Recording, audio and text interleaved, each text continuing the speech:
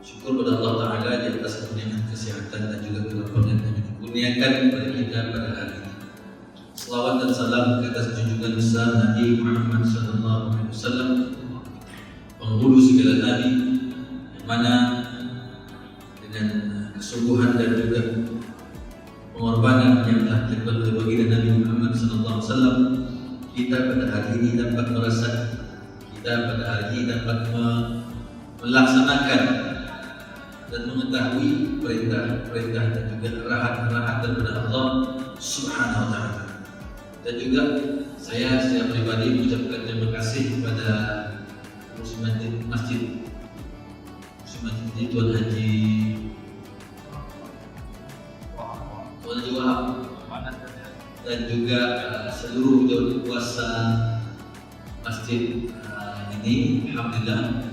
Dan juga terima kasih juga kepada para jemaah yang dapat meluangkan masa untuk hadir di rumah Allah yang mulia ini, untuk sama-sama kita mengimarahkan rumah Allah Ta'ala.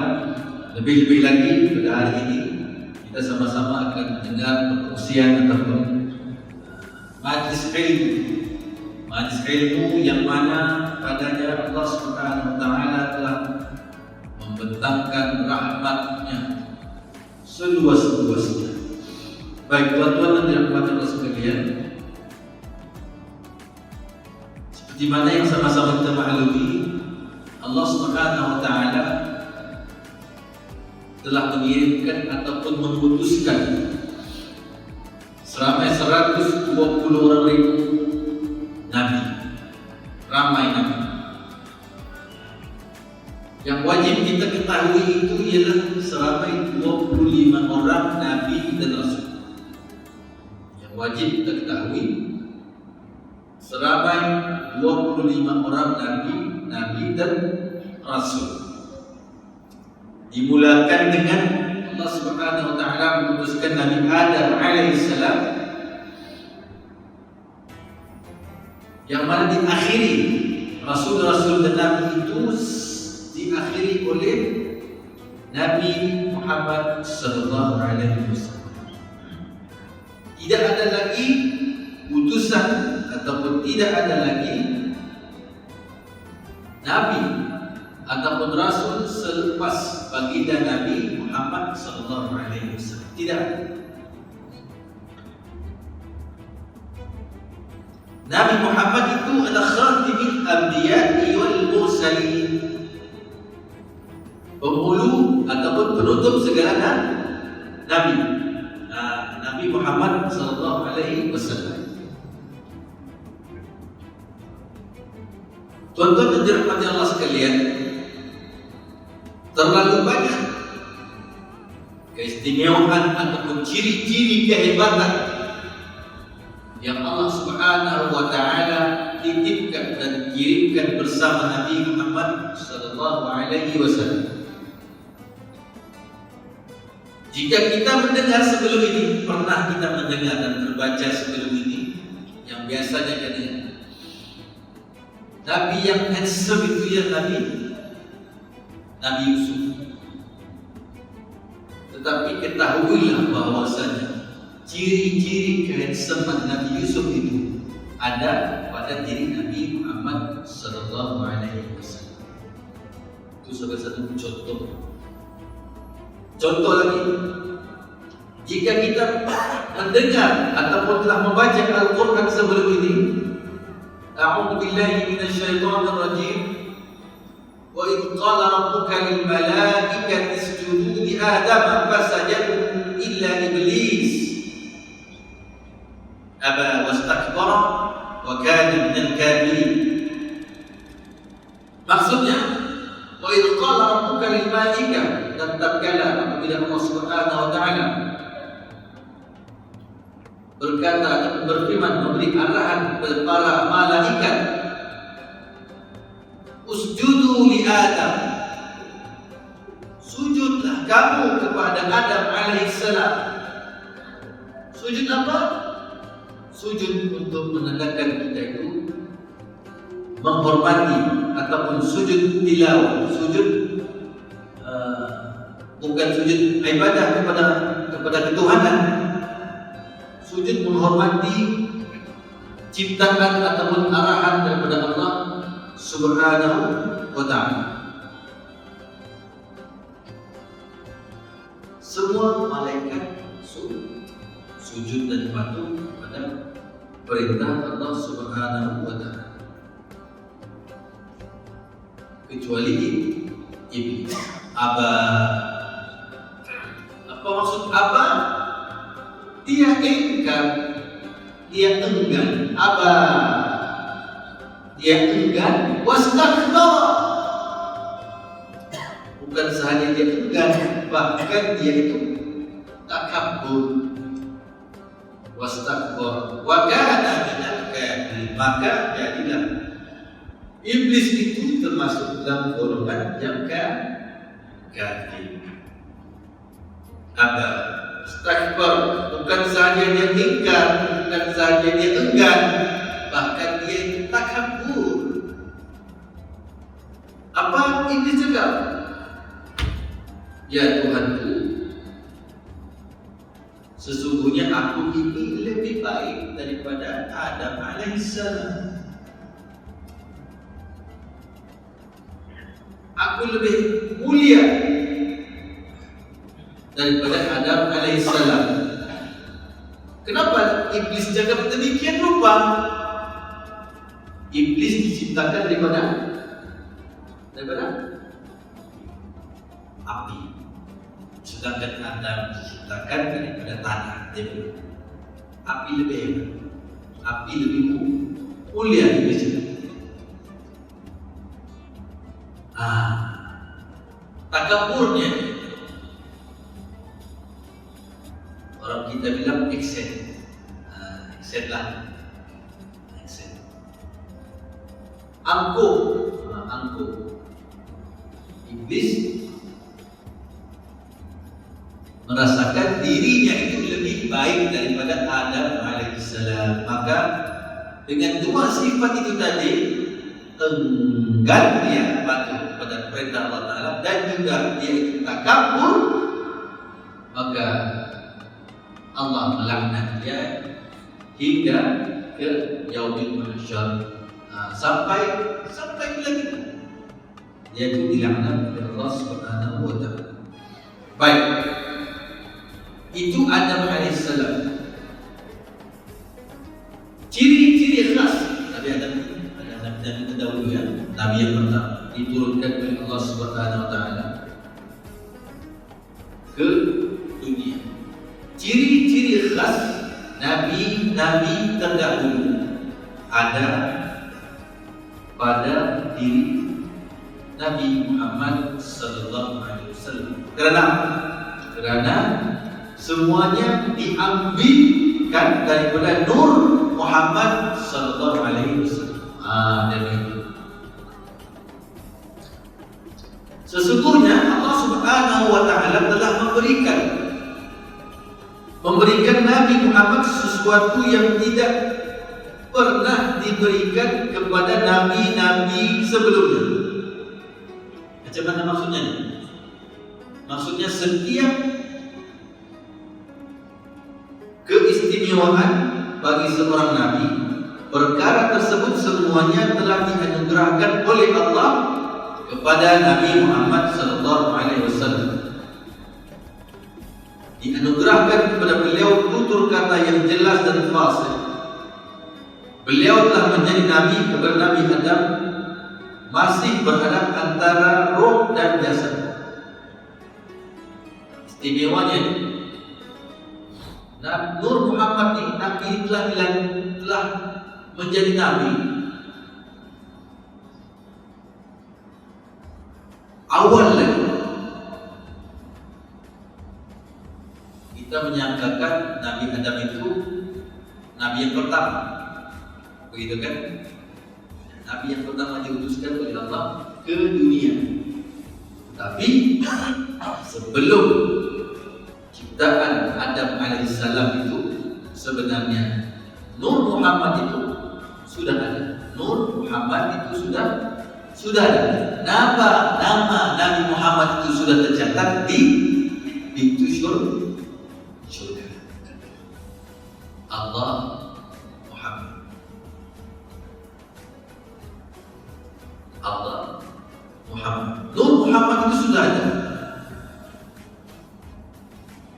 Baik. Semua nabi tidak dilantik menjadi nabi kecuali dalam masa kenabian dan kerasulannya.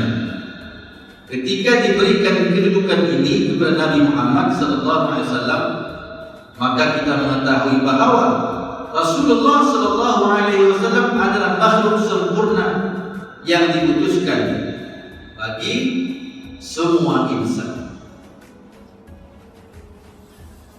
Ibnu Marsud berkata, setiap mukjizat yang diberikan kepada setiap rasul, setiap mukjizat, setiap kelebihan, setiap keistimewaan yang diberikan kepada setiap rasul, sesungguhnya Nur Muhammad berkait dengan mukjizat setiap rasul.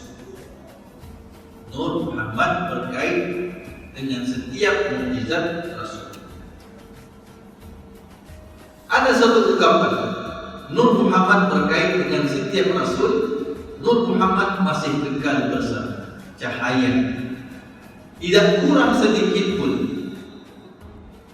Jika dikatakan bahwa nur para nabi tersebut berasal daripada Nur Muhammad sallallahu alaihi wasallam, maka akan ditolak bahwa nur baginda dibahagi-bahagikan kepada para nabi.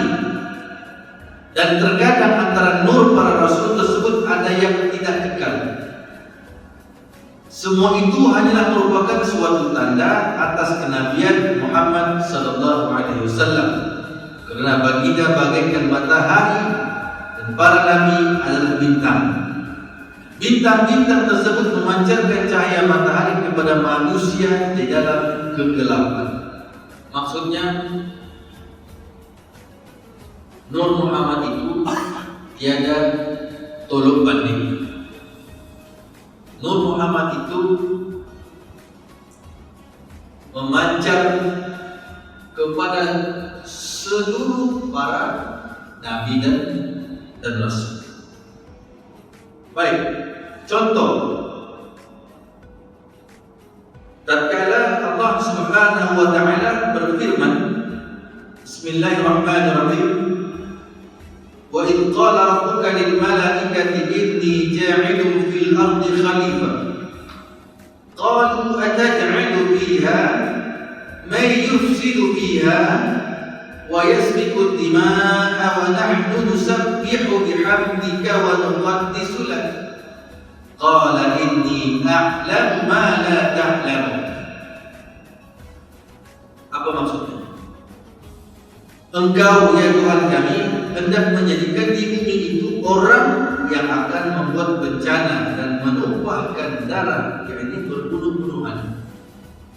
Firman ini, Allah Ta'ala berfirman ini ketika Allah Subhanahu wa Ta'ala ingin menghantar ataupun ingin menjadikan Adam alaihissalam itu khalifah yang pertama di muka bumi. Maka para malaikat pun IQ,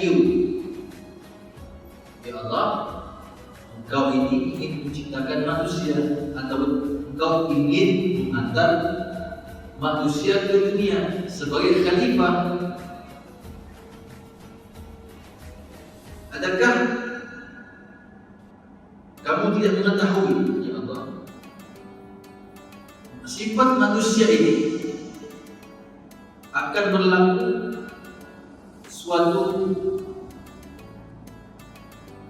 perkara yang dahsyat, contohnya berbunuh-bunuhan, berperang, merebut kuasa dan sebagainya, seperti mana yang kita lihat dan laluinya pada hari ini.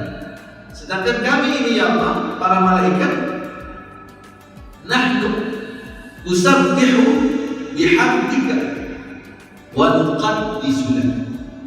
Sedangkan kami ini ya Allah sentiasa bertasbih, dengan memujimu dan mensucikan. Maka Tuhan menjawab dengan firman-Nya, sesungguhnya aku mengetahui apa yang kamu tidak mengetahui. Surah Al-Baqarah ayat 30. Tuan-tuan yang dirahmati Allah sekalian, selepas Nabi Adam alaihissalam, khilafah tersebut bergantian daripada seorang rasul ke seorang rasul yang lain, dan terus bertembung di atas muka bumi ini sehingga saatnya tiba, yaitu Nabi Muhammad sallallahu alaihi wasallam secara fisikal untuk menunjukkan kedudukannya yang mulia tersebut. Maka setelah baginda Nabi Muhammad sallallahu alaihi wasallam lahir ke dunia, maka beliau diibaratkan seperti matahari yang terpancar daripadanya segala cahaya. Nampak daripada baginda semua tanda-tanda kenabian.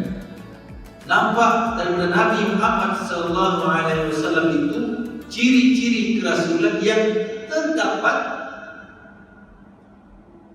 pada setiap rasul sebelumnya.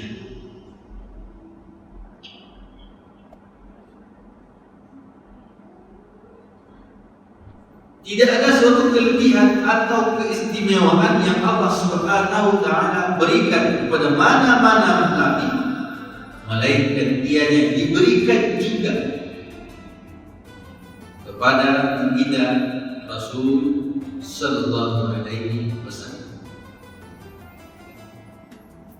Menurut pendapat yang masyhur bahwa istilah khilafah Allah hanyalah diberikan kepada dua orang rasul, yaitu Nabi Adam dan Nabi Daud alaihissalam.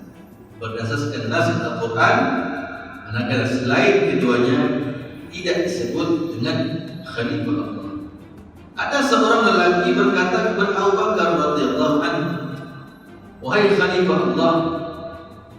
Maka Abu Bakar pun menjawab, "Aku adalah khalifah Nabi Muhammad sallallahu alaihi wasallam dan aku redha dengan demikian."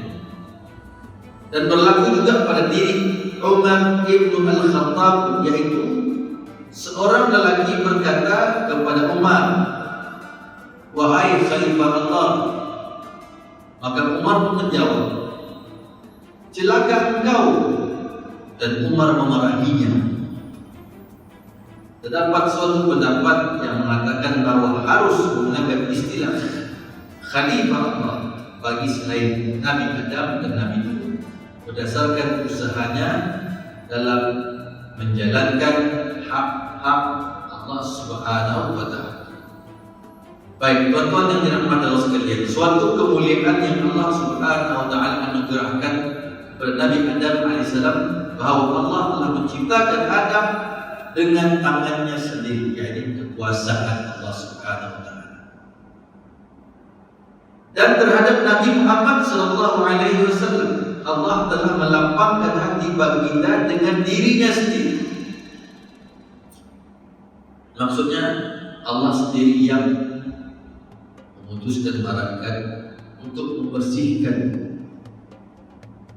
hati Nabi Muhammad sallallahu alaihi wasallam dengan secara fizikalnya dicuci dengan air Zam-Zam. Tetapi sebenarnya ruhnya, seruhaninya Allah sendiri yang telah melapangkan dada baginda. Allah memberikan keimanan dan nikmat berupa akhlak kenabian, dan itulah yang dikehendaki oleh Allah Subhanahu wa taala. Melalui Nabi Adam, Allah menciptakan makhluk secara zahir,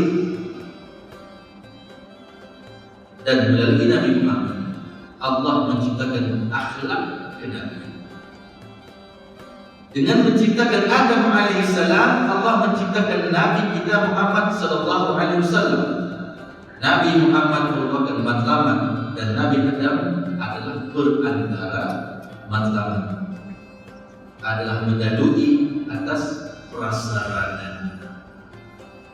Ciptaan itu sangat tinggi dan sangat mulia diberikan dan dikhususkan kepada Rasulullah Sallallahu Alaihi Wasallam. Tuan-tuan yang dirahmati Allah sekalian, perintah mengucapkan selawat atas Nabi Muhammad Sallallahu Alaihi Wasallam dan perintah sujud pada Adam Alaihi Salam. Baik. Dalam buku ini karangan Imam Al-Hafiz Muhammad Al-Qasadi menulis Allah memuliakan Nabi Muhammad Sallallahu Alaihi Wasallam dengan mengucapkan salam sejahtera ke atas baginda Sallallahu Alaihi Wasallam adalah merupakan sesuatu yang lebih sempurna berbanding kemuliaan yang Allah berikan terhadap Nabi Adam Alaihi Salam, yaitu dengan memerintahkan para malaikat sujud memberikan penghormatan kepada Nabi Adam AS.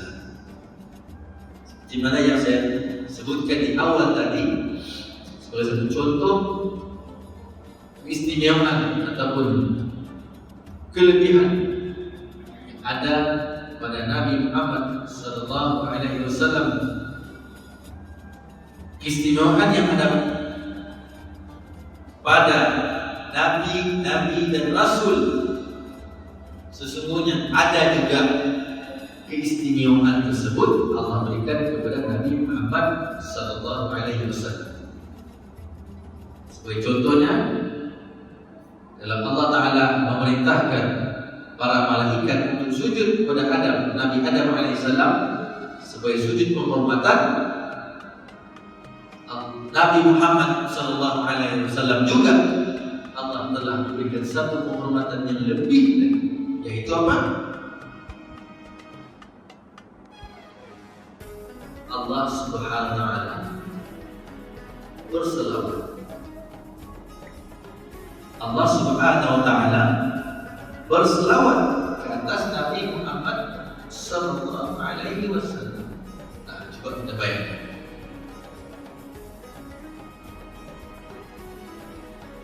Untuk sujud kepada Nabi Adam, Allah perintahkan para malaikat. Tetapi untuk memuliakan Nabi Muhammad Sallallahu Alaihi Wasallam, Allah sendiri yang berselawat ke atas Rasul Sallallahu Alaihi Wasallam sesuai dengan firman Allah Subhanahu Wa Taala.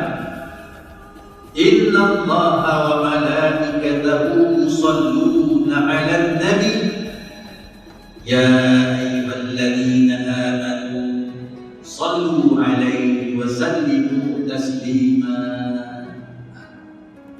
Maksudnya, sesungguhnya Allah dan para malaikatnya berselawat, yakni memberi segala penghormatan dan kebaikan kepada Nabi Muhammad Sallallahu Alaihi Wasallam. Coba lihat. Kalau Nabi Adam Alaihissalam,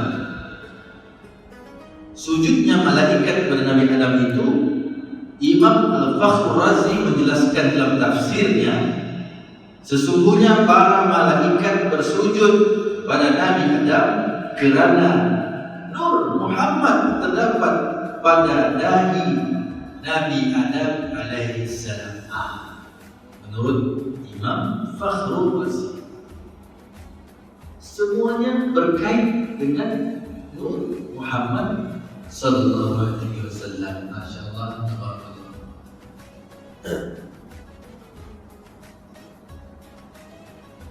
Asbab adanya nur di dahi Nabi Adam Alaihissalam. Nur siapa? Nur Muhammad Sallallahu Alaihi Wasallam. Allah Subhanahu Wa Taala memerintah seluruh malaikat untuk sujud hormati Adam Alaihissalam.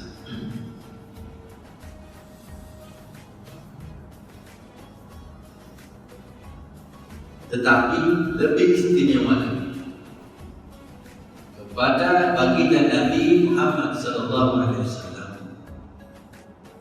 Allah sendiri yang memberikan segala penghormatannya. Allah sendiri memberikan segala penghormatannya bersama para malaikat. innallaha wa malaikatahu yusholluna 'alan nabi ya ayyuhalladzina amanu shallu 'alaihi wa sallimu taslima.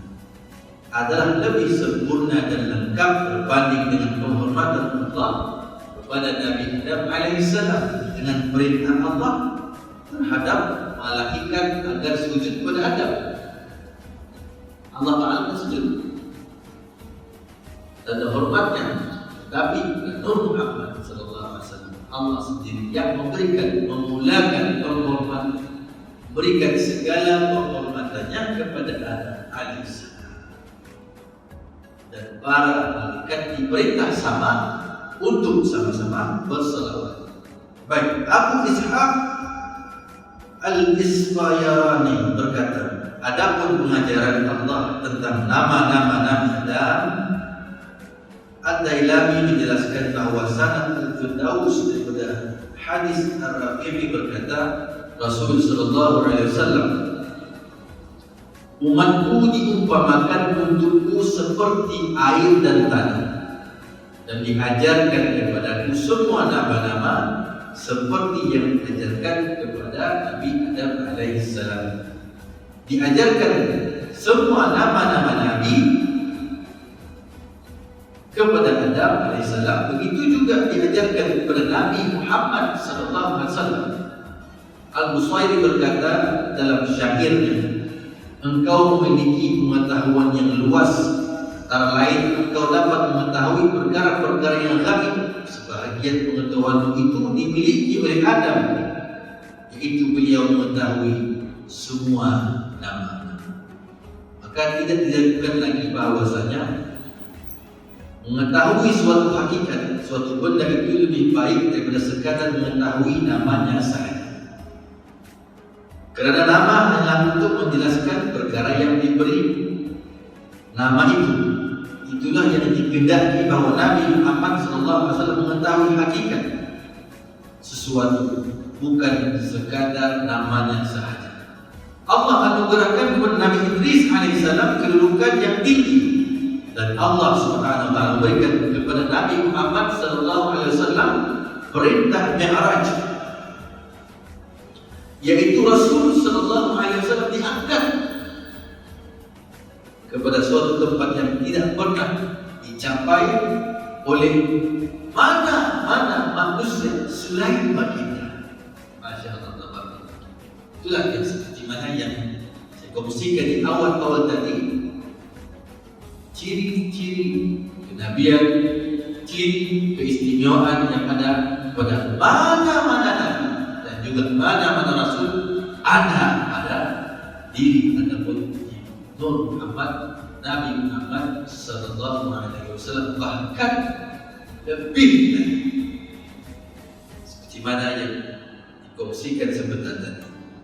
Allah anugerahkan Nabi Idris kedudukan yang sangat tinggi, tetapi Allah Subhanahu wa taala mengangkat derajat Nabi Muhammad sallallahu alaihi wasallam ke suatu tempat yang tidak pernah sama sekali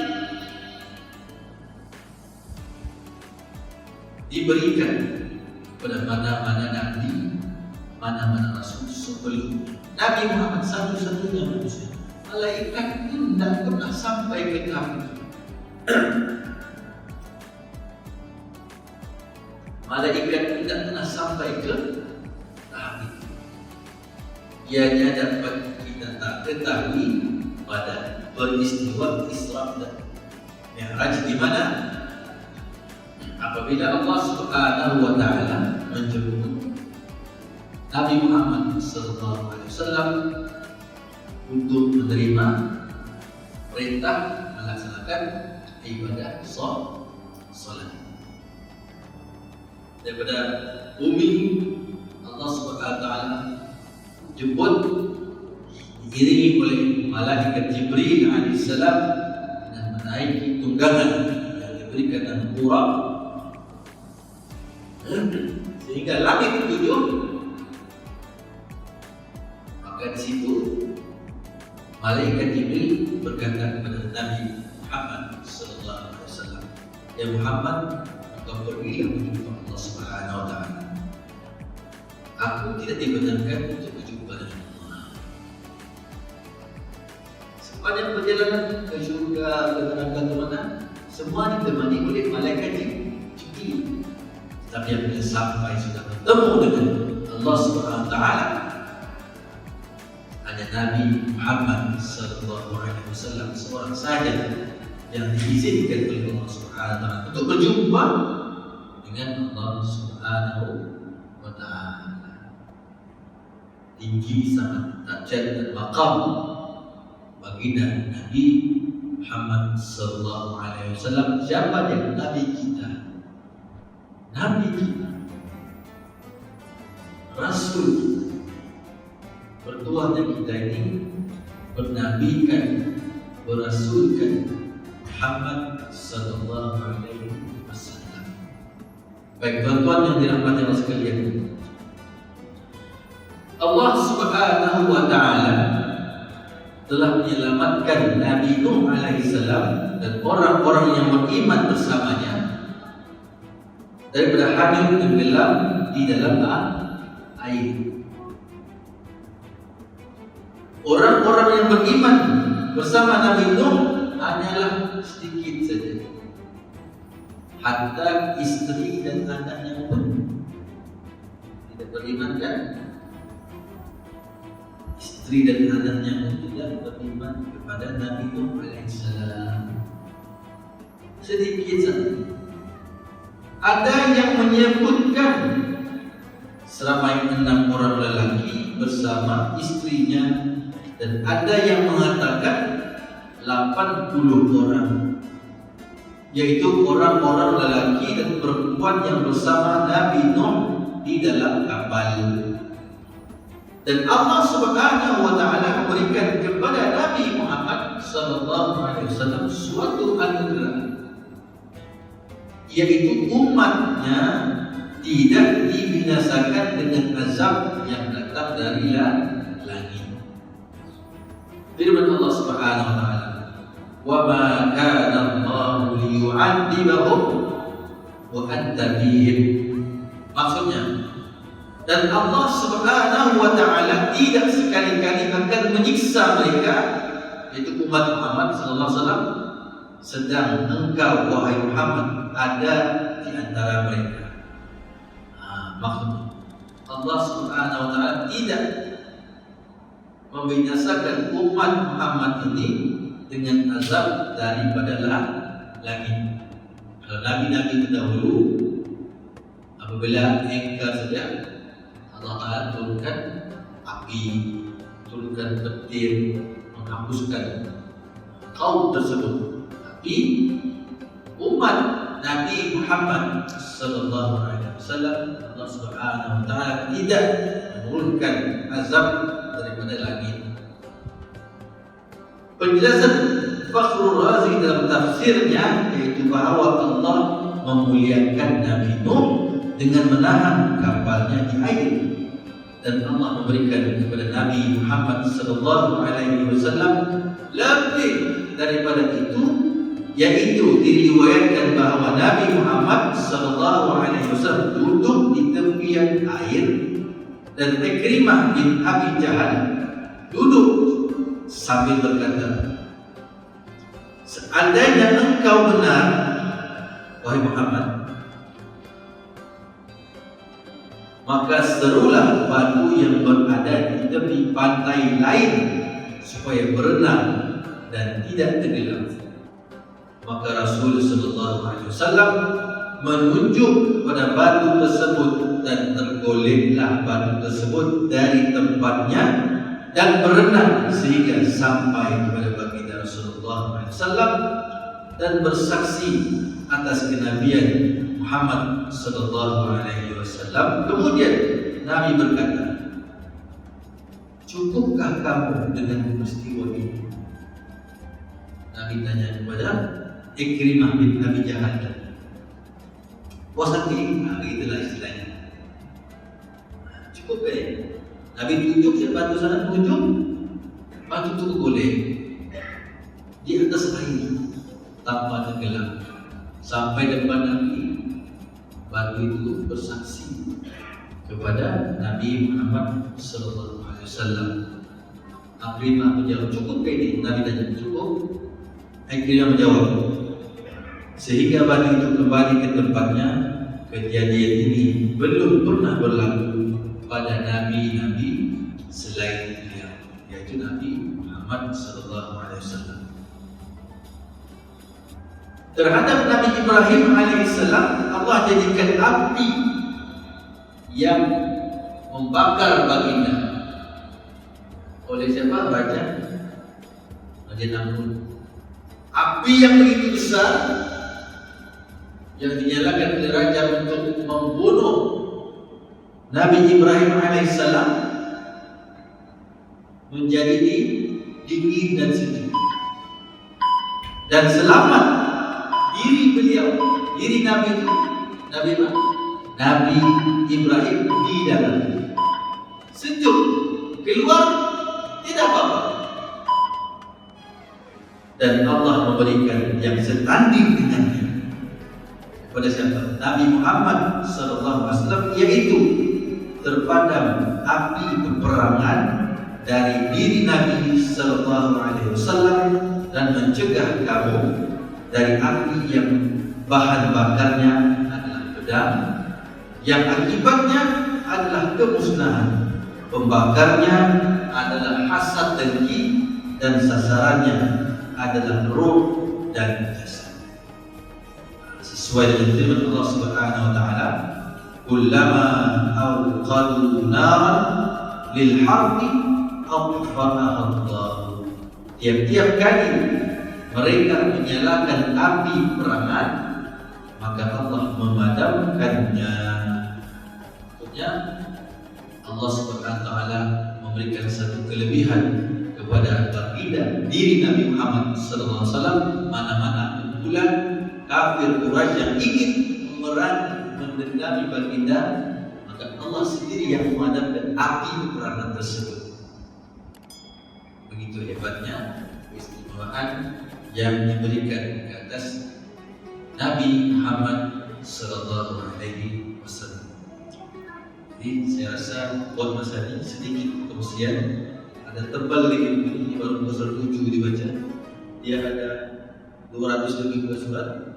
Ada banyak lagi keistimewaan yang insya Allah kita akan kongsikan di masa-masa yang akan datang, insya Allah. Mudah-mudahan apa yang baik itu daripada datang dari Allah Subhanahu wa taala. Sebarang kekurangan ada pada diri saya sendiri. Dia tangguh di sini dengan tasbih, kafarah dan syukur al-asr. Bismillahirrahmanirrahim. Subhanallahumma wa bihamdihi, asyhadu an la ilaha illa anta, astaghfiruka wa atubu ilaik. Bismillahirrahmanirrahim. Wal-'asr innal insana lafi khusr illa alladhina amanu wa 'amilus shalihati wa tawassaw bil haqqi wa tawassaw bis sabr. Sekian, assalamualaikum warahmatullahi wabarakatuh.